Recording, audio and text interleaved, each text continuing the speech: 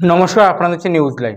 চোপড়া লালবাজার এলাকায় সিপিআইএমের তৃতীয়তম এরিয়া কমিটির সম্মেলন অনুষ্ঠিত হয়। এদিন উপস্থিত ছিলেন জেলা সম্পাদক আনারুল হক, সিটু জেলা সম্পাদক স্বপন গুহনিয়োগী, কৃষক সভার জেলা সম্পাদক সুরজিৎ কর্মকার প্রমুখ। এছাড়াও প্রায় 3 শতাধিক কর্মী সমর্থকদের উপস্থিত ছিল।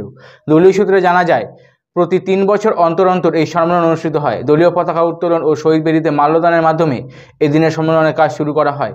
19 জনকে নিয়ে নতুন এরিয়া কমিটি গঠন করা হয়। জেলা সম্পাদক আনারুল হক জানিয়েছেন, জেলা জুড়ে চলছে এরিয়া সম্মেলনের কাজ। এরিয়া সম্মেলন শেষে জেলা কমিটির সম্মেলন অনুষ্ঠিত হবে।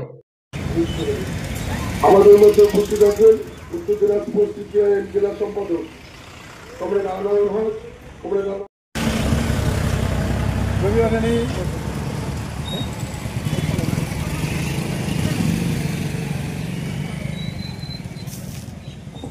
ঠিক আছে কমরেড।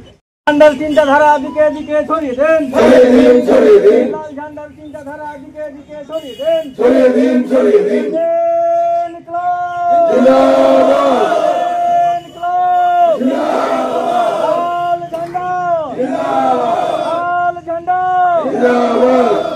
কৃষক মজদুর